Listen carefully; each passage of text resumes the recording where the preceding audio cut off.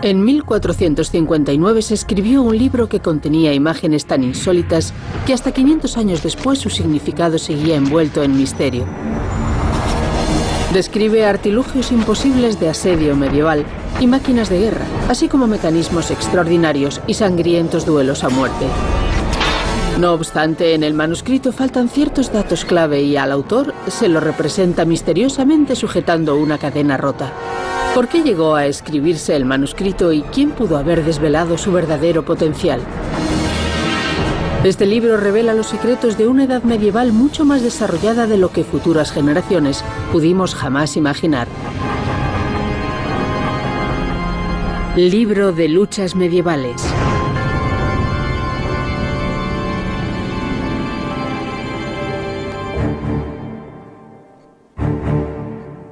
En la profundidad de los sótanos de la Biblioteca Real de Dinamarca descansaba un libro con más de 500 años de antigüedad. Sus tapas de cuero desgastado lucían una única inscripción, Talhofer, el enigmático maestro de lucha del medievo. Este intrigante libro está escrito en suevo, un antiguo dialecto alemán, y contiene 300 páginas en color de imágenes y texto que ofrecen una asombrosa crónica de la vida en la Edad Media. Este es el auténtico manuscrito de Talhofer de 1459, con una bellísima edición en colores que se mantienen tan vivos como si los hubieran pintado ayer. En el centro vemos al propio Talhofer dictando a su escriba. Las imágenes y textos codificados contenidos en el manuscrito son de tal envergadura que podrían hacer tambalear las creencias del mundo moderno sobre la Edad Media.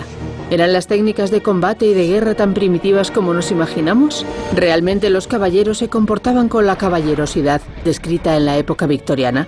¿Eran tan rudimentarios como la historia nos ha hecho creer? Es un documento de inmensa importancia porque nos revela muchísimo sobre aquel misterioso mundo.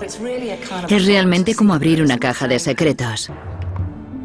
Por primera vez la Real Biblioteca de Dinamarca ha permitido la filmación del manuscrito y un equipo de expertos de todo el mundo investigarán las imágenes y los textos contenidos en su interior, ayudados de los programas de asistencia de imágenes digitales más desarrollados y recreando técnicas de lucha nada ortodoxas. Me está revolviendo el estómago. Descodificarán las enigmáticas ilustraciones del libro y construirán sus misteriosas máquinas. Bombea de verdad, ya está debajo del agua. El equipo pondrá a prueba los métodos y tecnologías explicados en el manuscrito en un intento por averiguar el grado de autenticidad con el que Talhofer describe la Edad Media. El manual de lucha de Talhofer yació abandonado en la Biblioteca Real de Copenhague durante más de 200 años. Pero 500 años después de que se escribiera el manuscrito reapareció gracias a los estudiosos de artes marciales de todo el mundo y a su empecinada búsqueda de documentación sobre las técnicas de lucha medievales. Uno de esos estudiosos, el maestro de lucha John Clements, ha dedicado su vida a aprender los diferentes estilos de este arte característicos de la Edad Media. Es uno de los expertos de referencia mundial. Sabemos muy poco de Talhofer como hombre, de su vida privada, así que él mismo es un misterio en ese sentido. Pero conocemos mucho de él como maestro del arte de las armas. Era caballero y profesor o instructor en las artes de lucha de caballería.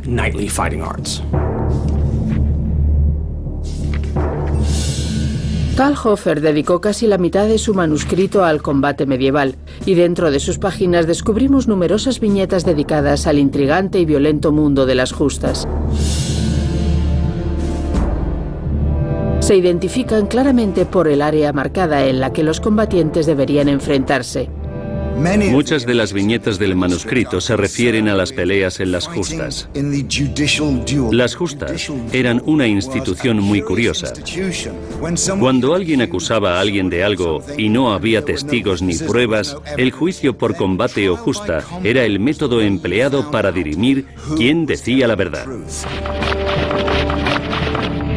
En la octava lámina del libro de la lucha, Talhofer describe los motivos por los que una persona podía ser llamada a justa: asesinato, traición, herejía, deslealtad, delación o faltar al respeto a una dama.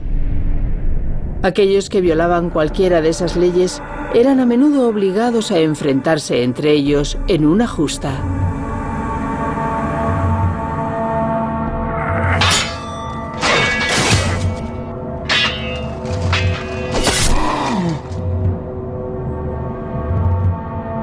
Ilustrada en el manuscrito de Talhofer, hallamos una sangrienta descripción de la población medieval encerrada en estos recintos para justas, dando violenta cuenta de sus oponentes con un letal surtido de armas, entre las que se encontraban una originalmente concebida para la defensa que había sido modificada para el ataque.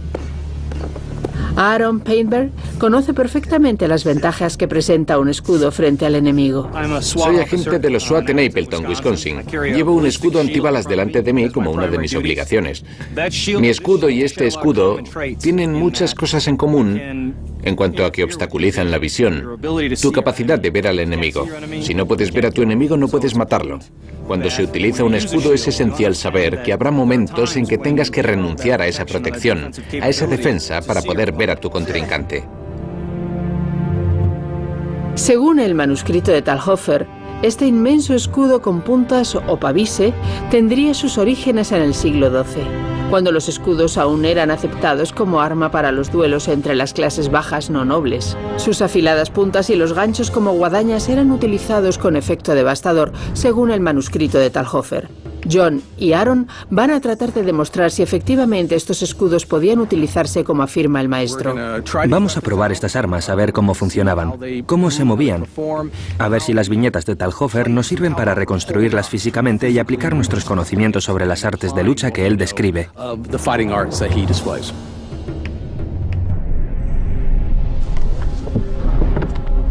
Para no perder ni la más mínima posibilidad de victoria en una justa con escudo, Talhofer detalla dos técnicas: engancharlo con el otro escudo para dejar expuesto al contrincante o clavar la base firmemente en el suelo para crear una barrera más eficaz. Ahora veo lo que estás haciendo. Y mira qué rápido bloqueaban. Es cierto, creía que iba a poder bloquear y empujar. Se planta el escudo y se pelea a su alrededor, empleándolo como barrera entre mi enemigo y yo. Es muy rápido. Se ven los huecos porque los huecos se crean entre los dos escudos. Era tal la eficacia de los escudos como arma ofensiva que ni siquiera se requería de una espada para acabar con el enemigo y salir victorioso de la justa. Puedo afirmar que las técnicas descritas por el manuscrito de Talhofer se aplican y funcionan. La guardia arriba y abajo, el desplazamiento, los regates, el enganche, el empuje, todo el trabajo con los pies, todos los movimientos están ahí. Es un tipo de lucha a muerte y cruel por el que ahora siento mucho más respeto. Aunque no era habitual ver luchadores peleando solo con escudos, no es una imagen extraña en cambio en el manuscrito de Talhofer. Otra serie de viñetas, relacionada también con las justas, redefine la batalla entre los sexos. Esta sensación del manuscrito incluye una batalla entre un hombre y una mujer, un tipo de duelo o disputa que tenía que librarse a vida o muerte. Es la primera aparición de un duelo hombre-mujer en un libro de lucha. Esta imagen de una mujer luchando contra un hombre dista mucho de la típica imagen de la mujer medieval, ajena por completo al violento mundo de los hombres. Las mujeres medievales tenían mucho más poder que se les ha atribuido hasta ahora, sobre todo durante el siglo XIV. Fueron conquistando parcelas de poder hasta dirigir negocios y cosas por el estilo. En el Renacimiento fue cuando su situación empeoró y pasaron a desempeñar un papel más pasivo e inactivo. Las pruebas contenidas en el manuscrito sugieren que en algunos casos las mujeres estaban autorizadas para enfrentarse en justa con los hombres. Es una imagen realmente difícil de descifrar, porque la mujer de aquella época es una mujer muy fuerte. Prueba de ello es que eran ellas las que se quedaban a cargo de los castillos cuando sus hombres se iban a la guerra. Se da por hecho que fue así, pero pregúntense por los motivos legales que podrían justificarlo. Hombres y mujeres podían verse obligados a enfrentarse por un sinfín de motivos, relacionados con la propiedad, las herencias, las calumnias. Es un combate ritual, un asunto semirreligioso, y sabían que solo uno de ellos podía salir vivo. Pero más intrigante aún que las justas libradas a muerte son algunas de las interpretaciones del texto, que implicarían que los contrincantes podrían ser, además, marido y mujer. Una recreación del duelo podría aclarar mucho por qué la pareja se vería obligada a discutir de tal insólita manera. Sería muy interesante reconstruir una de esas justas, a modo de experimento arqueológico viviente, para averiguar ciertas cosas sobre los factores físicos de los movimientos y las técnicas de lucha, y sobre los factores mentales y emocionales de los contrincantes. El hueco y el arma cumplían muchas funciones. Primero, compensaban las desigualdades entre contrincantes de distinto sexo y segundo, como con los escudos de justa, las armas eran consideradas dignas para los plebeyos. A ella le daban una piedra envuelta en una tela que utilizaba a modo de mayal. No era un arma masculina ni de guerra, tampoco un arma de autodefensa. Más bien se trataba de que la utilizara con intención letal, golpeándose el cráneo.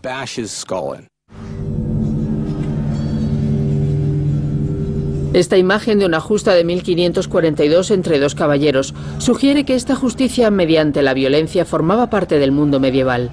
Según el manuscrito de Talhofer, en Suiza, ya en 1228, se produjo un caso de desafío de una mujer a un hombre con los mismos violentos medios.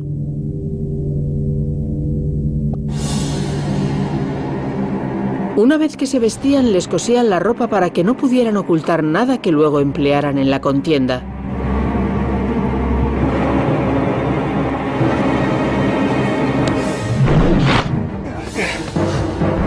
A veces incluso la ropa era de cuero y estaba tratada con aceite para que fuera resbaladiza y los golpes no letales resultaran ineficaces, de modo que solo un golpe letal definiera el combate ritual. Llevo la ropa cosida. Estoy enterrado en un hoyo casi hasta la mitad del cuerpo. No puedo escapar. Estoy casi clavado aquí. La sensación es de absoluta degradación. Creía que iba a tener ventaja la mujer o la persona fuera del hoyo, pero en realidad no he tenido ningún problema. Ha sido casi golpe por golpe. Me he dado cuenta de que es difícil golpear la cabeza y estar pendiente del mazo a la vez. Tienes que ser muy rápida con los pies para poder hacer las dos cosas a la vez, pero con un poco de práctica seguro que se conseguía. Y práctica era exactamente lo que los contrincantes adquirían. Hablamos de un tipo de combate en el que los contrincantes conocían con semanas de antelación cuándo iban a combatir, cómo y contra quién. Eso sin duda influiría en ellos psicológicamente y en su manera de entrenar. Examinando con detenimiento el manuscrito, descubrimos que Talhofer no estaba describiendo solamente una imagen genérica de los duelos. Cada viñeta contiene movimientos específicos que con entrenamiento especializado podían aplicarse para derrotar a los enemigos. La cuelgo boca abajo y ahora le clavo la espada. Puedo decapitarla o apuñalarla. Ella no puede hacer nada en esta posición.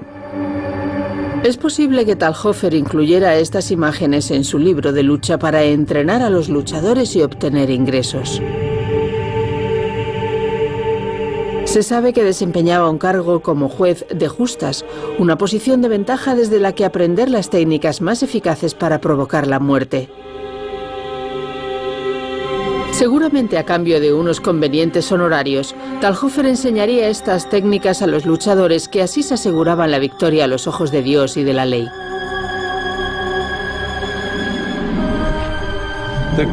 Las conclusiones a las que podemos llegar provisionalmente sobre este tipo de duelos es que eran feroces. Estaban concebidos para que el resultado fuera decisivo.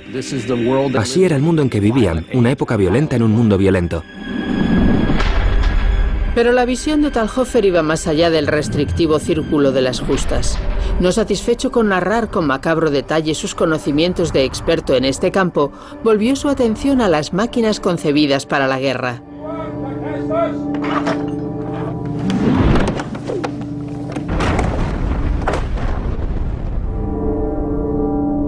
La 16ª viñeta del manuscrito de Talhofer describe una máquina de asedio empleada de forma generalizada a lo largo de todo el medievo. Se trata de un trabuquete enorme con el que arrojar proyectiles y destruir ciudades y fuertes. Talhofer era un maestro de la lucha, no ingeniero, de modo que ¿qué sentido tenía incluir máquinas de asedio en su manuscrito? ¿Y dónde encontró los diseños de estas máquinas de guerra? El de Talhofer no es el único libro secreto sobre la guerra que data de la era medieval en Europa. Si analizas todos los manuscritos, es obvio que hay máquinas copiadas de unos a otros. Las ilustraciones del manual de lucha de Talhofer fueron extraídas del de Konrad Kaiser de 1405, Bellifortis. Y Peter Bemin cree saber por qué Talhofer quiso incluirlas en su manuscrito. Las veo como si compusieran un currículum o algo así. El escritor o el ingeniero quería presentar sus inventos ante un rey o lo que fuera para conseguir trabajo. Tan sencillo como eso.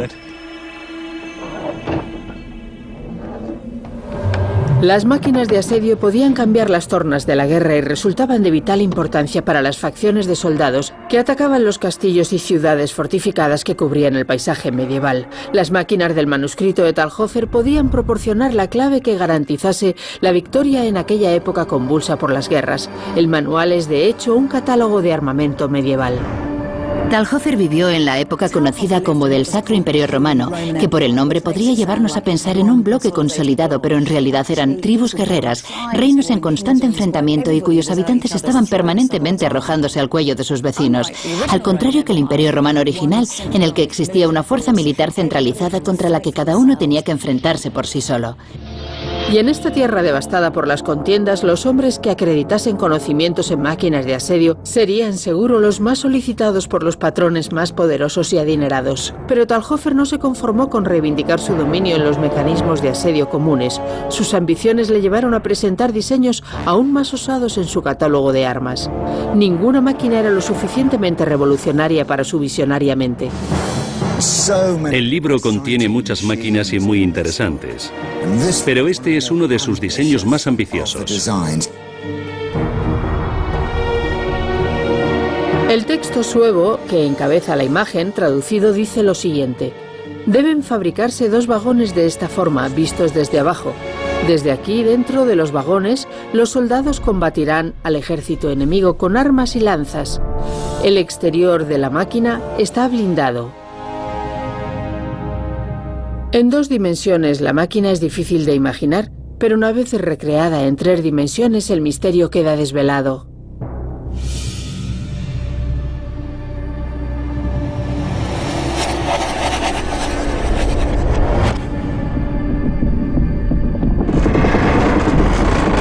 El diseño del manuscrito de Talhofer es una asombrosa descripción de un tanque acorazado. La mención del blindaje en el texto se refiere a una armadura de planchas, pero ¿cómo sería posible mover un vehículo con protecciones tan pesadas? Es un tanque, seguramente el primero de la historia. Tenemos que interpretar las cosas, ver cómo emerge de la página y cobra forma. El texto nos habla de 2 vagones tirados por caballos. Parece que se ataba a unos caballos. Así lo movían.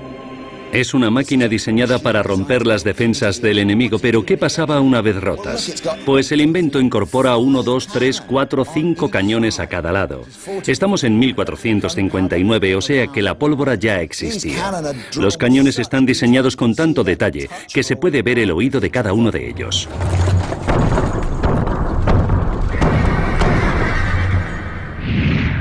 Una réplica del cañón medieval similar a la del manual de Talhofer ha sido reconstruida por los expertos daneses. En 1459 la fundición de hierro ya se había inventado en Occidente, pero solo se empleaba para las balas de cañón, no para taladros de bloques sólidos ni nada de eso. Así que lo hacían de la misma manera que hacían los cubos y los barriles, con listones de madera, colocados uno junto a otro y sujetos con cuerdas o anillos como en un barril, porque lo fabricaban como los barriles. En 1459 existía ya la tecnología que permitía disparar múltiples balas desde el interior del tanque. Una tecnología que es el antecedente muy lejano de lo que vemos en los campos de batalla de hoy. En torno a 1450 inventaron el cañón de retrocarga. Eso significaba que se podía introducir la bala o balines por la parte de atrás. El secreto de esta tecnología radicaba precisamente en eso, el recipiente. En él se preparaba de antemano la mezcla, se echaba la pólvora y se sellaba con un tapón de madera.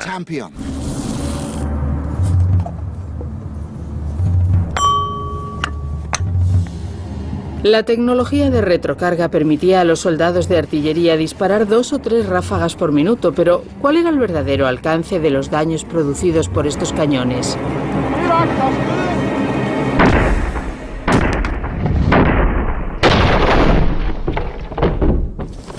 Mira, mira. Mira, ha atravesado las tablas. Ha hecho un buen agujero. Aquí está. Miren, ha atravesado la madera como un mosquete. Lo ha atravesado como una pantalla de papel. Es decir, que el tanque tenía que estar acorazado, porque si estaba concebido para abrir una brecha en las líneas enemigas, con los caballos por detrás y la cuña por delante, tenían que estar acorazados porque seguro que el enemigo también tenía cañones como estos. Cuesta imaginar que existiera una máquina tan desarrollada en la época medieval, una edad asociada siempre a la tecnología más primitiva. Sin embargo, aparte de Talhofer, otras fuentes citan también la existencia de tanques medievales, lo cual sugiere que podrían ser algo más que una fantasía del maestro de lucha. Pero no todos los objetos del manual de Talhofer están respaldados por tantas pruebas. Junto con el tanque nos descubre un objeto aún más difícil de imaginar. Los inventos griegos o egipcios o romanos siempre nos despiertan gran interés, pero en realidad este libro está plagado de ingeniosos inventos. Uno de mis favoritos es un extraño artilugio que parece sacado de una película de ciencia ficción. Creemos que lo llamaban la langosta. Este artilugio se conocía como la langosta. Se desplaza sobre 4 ruedas a toda velocidad, ataca por delante y por detrás. Si alguien enciende la munición, arroja proyectiles, como piedras de granizo que golpean por debajo a los enemigos. La reproducción histórica que ha hecho el experto Richard Whitley pretende descifrar la imagen de la langosta y darle vida. La langosta de Talhofer es uno de los diseños más sorprendentes y enigmáticos de su manual. Cuenta que está hecha de hierro, así que es útil, y que se desplaza sobre 4 ruedas, que lleva munición en su interior, pero no especifica cuál. Dice también, para nuestra frustración, que el artilugio se puede construir tan grande o pequeño como se desee, lo cual dificulta un poco la comprensión. Así que se trata de imaginar qué pudo haber sido y, más importante aún, cómo podría haberse utilizado. Teniendo en cuenta las diferentes pistas que nos da el dibujo, he reproducido un diseño que incorpora todos los elementos del manual posibles. A partir de los dibujos del manuscrito de Talhofer, Richard ha fabricado un modelo para hacerse una idea de las verdaderas capacidades de la máquina. Incorpora todas las características del dibujo de Talhofer. Las puntas grandes por delante, las hojas como de aljamfe aquí, y los apéndices de corte en las ruedas para atravesar y mutilar a todo el que se interpusiera en su camino.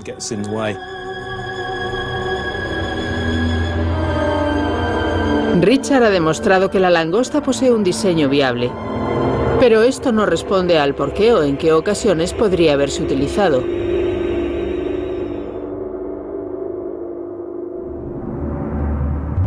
En un castillo medieval o en una ciudad fortificada, uno de los puntos más vulnerables eran las puertas. Por eso trataban de protegerlas a toda costa. Mike Loads cree que la langosta podría responder perfectamente a esta necesidad defensiva. Quizá las langostas se dispusieran en las entradas a los castillos o a las ciudades fortificadas. Las cuerdas necesarias para moverlas hacia adelante y hacia atrás irían por los canales del suelo de piedra. Sería muy eficaz. Unos hombres accionarían los tornos que les imprimirían movimiento de un lado a otro. Si hubiera, pongamos, 4, 5 o 6 langostas de un lado a otro, nadie podría atravesar la zona a caballo. ¿Quién iba a atreverse a hacerlo? El osado podría sufrir lesiones en los tobillos, y no solo eso, porque el texto también indica que las langostas disponían de dispositivos que lanzaban proyectiles.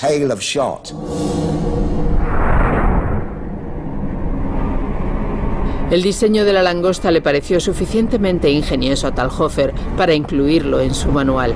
Gracias al trabajo realizado por todo el equipo de investigación, hoy podemos ver en un gráfico realizado por ordenador el aspecto real que el aparato tendría y su modo de funcionamiento en defensa de las fortalezas.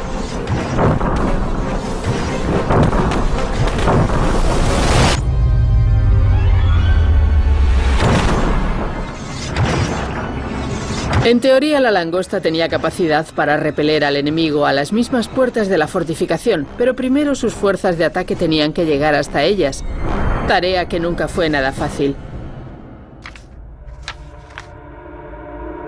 Talhofer parece contar con la herramienta adecuada para este objetivo, pero la pregunta es, ¿funcionaría?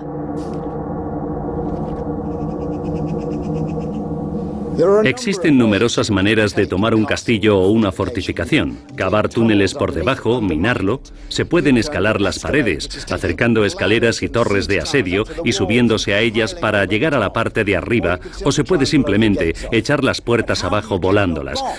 Pero ¿cómo se llega con la bomba hasta la puerta? Bueno, una forma consiste en que un hombre como Jamie, en este caso, protegido con su armadura, la lleve hasta la puerta, pero una vez allí habría arqueros disparando desde arriba. La potencia de un arco de guerra accionado a corta distancia contra la armadura de un caballero podía ser letal si penetraba por ciertos lugares. Si el arquero poseía la maestría suficiente, sabría encontrar las uniones de las partes de hierro y matar al hombre en su interior. Arriesgar así la vida de los caballeros constituiría una forma muy costosa de volar las puertas de una ciudad, pero el manual de Talhofer parece ofrecer la solución. La descripción en el encabezado de estas enigmáticas imágenes aporta alguna información.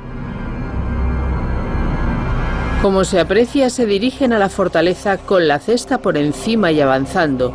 No deben salir de la protección de la cesta. Gracias al trabajo de Talhofer, sabemos, por ejemplo, que por entonces ya se habían construido cosas como los trabucos, es decir, que habla de artilugios viables y que funcionan. Pero cuando nos encontramos con artilugios como estos, tan raros, lo primero que te preguntas es si funcionarían. Y por supuesto, el único modo de comprobarlo es reconstruirlos con las pistas que da el libro y disparar contra ellos para probarlos. Y este es el aspecto que el equipo piensa que tendría el utensilio de asedio medieval. Hemos imaginado los materiales. Hay quienes piensan que sería de hierro fundido como las campanas, otros que sería como una coraza de placas, pero a mí esos me parecen muy pesados. Un material empleado en tiempos medievales podría haber proporcionado la fuerza del hierro sin tanto peso. Este cuero tratado es duro. Era de lo que se hacían las armaduras en la Edad Media. Muchos caballeros menos pudientes tenían armaduras de cuero cocido, endurecido por medio del hervido. Se le ha dado tanta importancia al conocimiento del material con el que estaría fabricado este artilugio por el fin al que los estudiosos creen que estaría destinado: proteger a los hombres que se acercaban hasta las murallas del castillo. Cuando la campana de asedio alcanzaba su objetivo, para sobrevivir, los hombres en su interior tenían que repeler el ataque a una distancia muy corta. Voy a hacer una última prueba desde esta cortísima distancia, menos de 9 metros. Ben va a disparar un arco muy potente de unos 40 kilogramos de potencia con una flecha muy fuerte. Hazlo lo peor que puedas, Ben.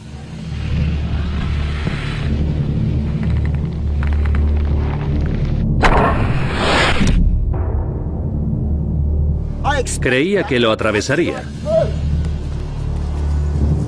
pero no lo ha hecho. Lo ha pinchado, sí, pero no lo ha atravesado. Seguramente alguno de los hombres que fueran dentro estaría herido, pero en absoluto muerto. Tiene un poder de bloqueo increíble. Creo que si aumentáramos el doble su espesor, tendríamos una herramienta con auténtica capacidad defensiva.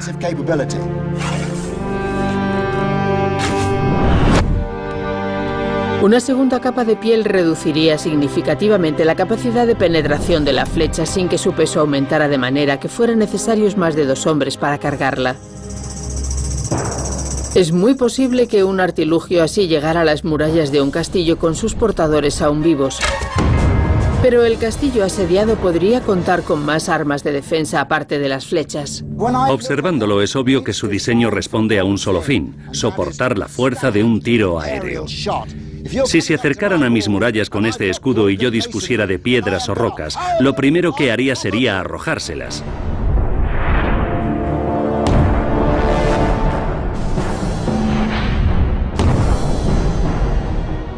Gracias a la resistente estructura y a la conveniente forma de bóveda apuntada en el centro, mantendría a salvo las cabezas de los ocupantes.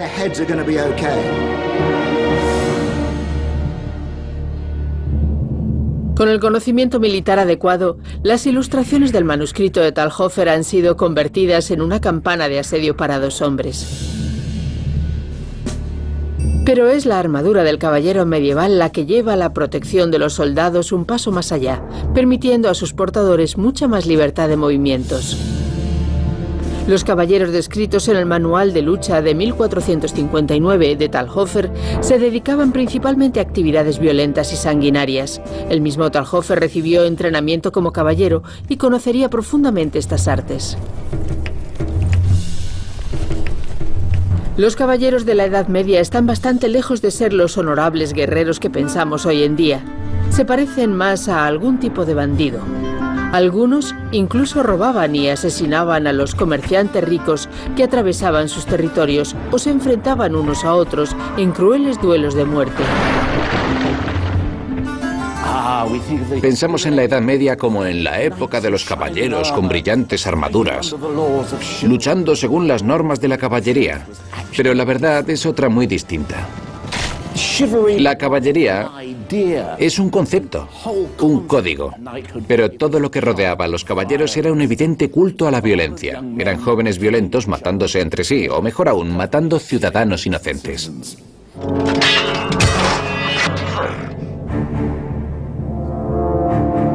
Dada la cantidad de viñetas del manuscrito de Talhofer que están dedicadas a los caballeros, parece obvio que el maestro de lucha estaba considerando este público para venderle sus servicios, en particular a los más adinerados, ya que las armaduras eran caras. El término empleado para designar las armaduras en la Edad Media era arnés, y si nos fijamos veremos que eran así, como arneses. Están compuestas de varias partes que van unidas unas a otras como un traje a medida. Todo lo que no se adaptara perfectamente pincharía y rozaría. No hay que olvidar que hablamos de unos 30 kilogramos de metal alrededor del cuerpo. Pero el peso se distribuía uniformemente y gran parte de su potencial precisamente radicaba en la forma.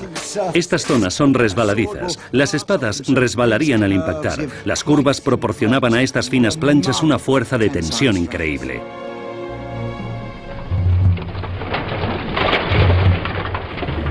Para que fuesen realmente eficaces, las armaduras debían permitir una libertad de movimientos capaz de competir con la ligereza y flexibilidad de un contrincante menos acorazado en la batalla.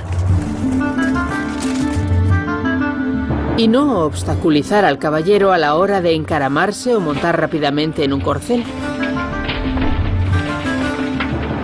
Pero el diseño no podía comprometer su capacidad para proteger a su portador y debía soportar lo que era quizás la piedra angular de la metalurgia medieval, la espada larga. En muchas de sus descripciones de las técnicas de lucha, Talhofer habla de armas de enorme eficacia letal. La maestría del artesano con la que se fabricaban estas hojas las convirtieron en las armas más formidables de la Edad Media. Esto es una espada larga del manual de Talhofer. Está fabricada según una de las ilustraciones del manuscrito de 1459. Esta espada tiene el punto de equilibrio a 5 centímetros por delante de la guardia, lo que significa que la hoja puede rotar fácilmente tomando ese punto como eje. El tratamiento de calor de la hoja de la espada larga medieval era increíblemente sofisticado. Fabricaban hojas perfectamente afiladas que además mantenían la flexibilidad necesaria para su uso. Es sorprendente, un arte realmente evolucionado. El tratamiento de calor era un proceso en 2 partes. El enfriamiento, que endurece la hoja sin dejar de ser ligeramente moldeable, y a continuación el temple, un proceso que se realiza a menor temperatura, unos 200 grados, que volvía a dar flexibilidad a la espada. Pero a pesar de la tecnología aplicada a las hojas de las espadas medievales, seguían siendo inútiles ante la armadura de placas de acero de los caballeros. Ni con una hoja afilada de precisión histórica diseñada para luchar contra hombres con armadura podríamos herirle con el filo de la hoja. Por más fuerza que imprimamos, le demos donde le demos, el filo de la espada no puede cortar la armadura. Una sola viñeta del manual de lucha revela una técnica de espada larga para abatir caballeros casi olvidada por el mundo moderno. Un hombre sin armadura podría verse obligado a enfrentarse a un contrincante que sí la tuviera debido a las normas establecidas en las justas, o en el campo de batalla o en extramuros de la ciudad, mientras tratase de escapar de los caballeros ladrones. Talhofer nos describe la forma de luchar contra un caballero y abatirlo. Se trata de las técnicas de espada bastarda, destinadas a localizar ese punto en el visor, debajo del casco, donde queda expuesta la garganta, o junto a la rodilla, o bajo el brazo, donde por lo general estaría protegido por una cota de malla. Pero aún así la espada atravesaría. Esta técnica de espada bastarda podía incluso utilizarse contra enemigos sin armadura y radicaba en el hecho de que algunas hojas medievales no estaban afiladas en toda su longitud y podían bloquearse empleando determinadas técnicas de lucha. Una de ellas hacía completamente inservible la armadura del contrincante. La característica más interesante de esta espada es que no solo la hoja se puede emplear con fines ofensivos, también la guardia y la empuñadura, que están afiladas. Si se deseaba, se podían utilizar como un elemento activo más del arma. Talhofer demuestra que, aparte de este punto, también se podía utilizar la empuñadura muy eficazmente. Se podía golpear en la cabeza con el pomo hasta la muerte. Golpear con la empuñadura de esta manera surte el mismo efecto que machacar con un martillo de guerra. Puede parecer poco letal, pero la maza y el peso ejercen muchísima fuerza y dejan a la víctima completamente inconsciente.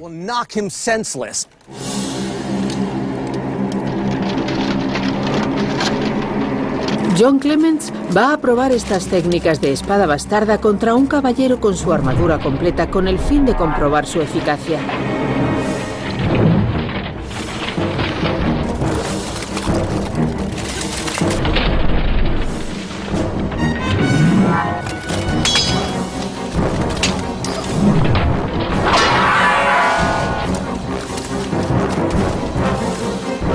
Embutido en esto, soy tan peligroso y potencialmente letal que no tiene mucho sentido que trate de replegarme. Una vez que me golpea estoy vendido, porque la armadura pesa tanto que me hace caer por su propio peso. Luchar sin armadura contra un caballero armado tal y como Talhofer describe en su viñeta te hace sentir obviamente más ágil y rápido. Pero no hay mucha más diferencia. Él tampoco era tan lento como para que yo tuviera ventaja por no ir con armadura. Veía los huecos pero no podía alcanzarlos porque él ocupaba todo mi espacio. Lo que sí he podido hacer ha sido golpearlo fuerte con la empuñadura. Sabíamos que estas técnicas existían y hemos querido probarlas. Comprobar que el golpe con el pomo abolla la armadura y deja desorientado efectivamente al contrincante por efecto del golpe ha sido muy instructivo.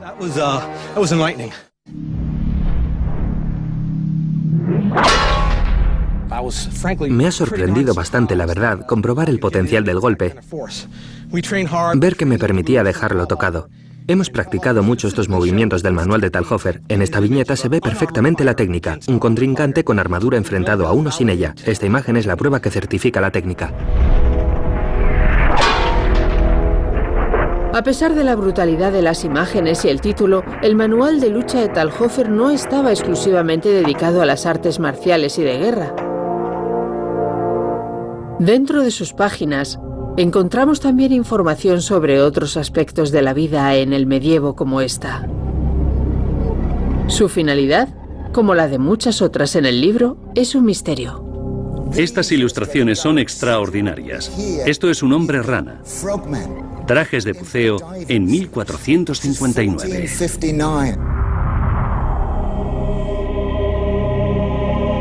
La cabeza se cubre con un pesado casco. Como el agua corre con fuerza, es necesario cargarse de peso para hacer posible la inmersión primero y la emersión después. Talhofer nos da mucha información en el manuscrito, cuenta muchas cosas, pero también hay datos esenciales que no proporciona, y este es un buen ejemplo de ello. Tenemos un traje de buceo, pero no nos explica cómo se abastecen de oxígeno. A lo mejor porque pretende que le preguntemos directamente y poder cobrarnos por tan valiosa información. Pero ¿realmente podían existir los trajes de buceo hace 500 años?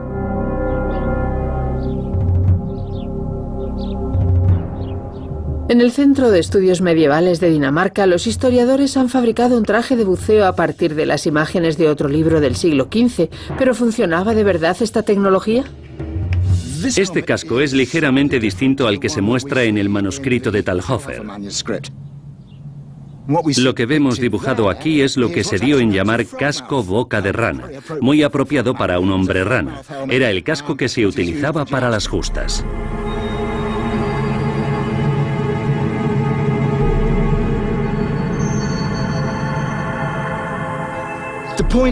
El factor clave es que necesitas un casco sólido para introducir el aire, es decir, que va a actuar como una campana de aire, una tecnología básica, la primera de su clase.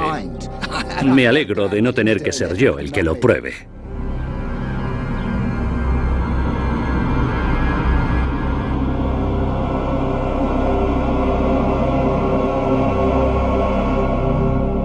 Aunque no nos revela el secreto respecto a cómo suministrar aire al buzo bajo el agua, lo más probable era que la tecnología necesaria se encontrase dentro de las páginas del libro.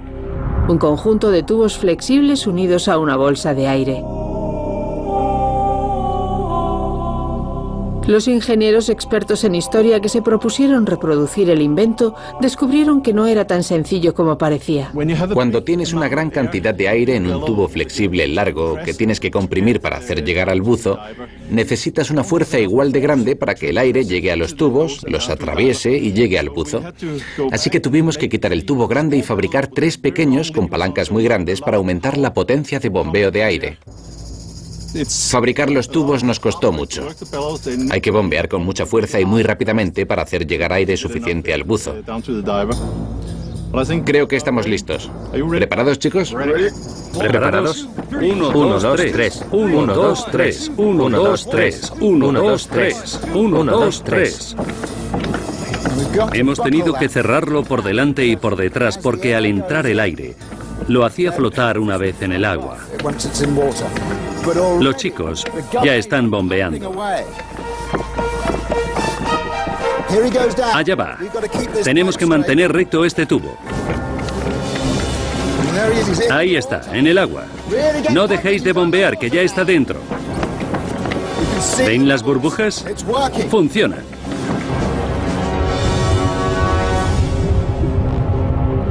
Es fantástico.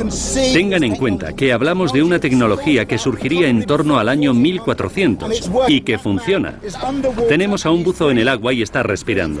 Respira por esta tubería y gracias al bombeo de aire por los tubos. Increíble. La prueba que han visto ha durado 10 minutos. Pero en tiempos medievales, un buzo podría estar en el agua mientras hubiera hombres disponibles para bombear aire. Esta es la tecnología que puso al hombre en la luna. La idea de que los dispositivos mecánicos pueden compensar nuestras limitaciones biológicas. Buen trabajo. ¿Qué tal todo? Bien, bien. No estás ni mojado. El agua ha llegado hasta aquí. No, ningún problema con eso. Tienes la cara seca. Increíble. El traje de buzo es uno de los grandes avances del mundo medieval, y la versión descrita en el manuscrito de Talhofer parece ir un paso más allá que el traje puesto a prueba por el equipo de Dinamarca. Su diseño se aproxima más al de los sistemas de aire estancos que hoy utilizamos y presenta más facilidad de maniobra y mejores prestaciones, con un diseño para que el aire saliera por las mangas y no por el casco.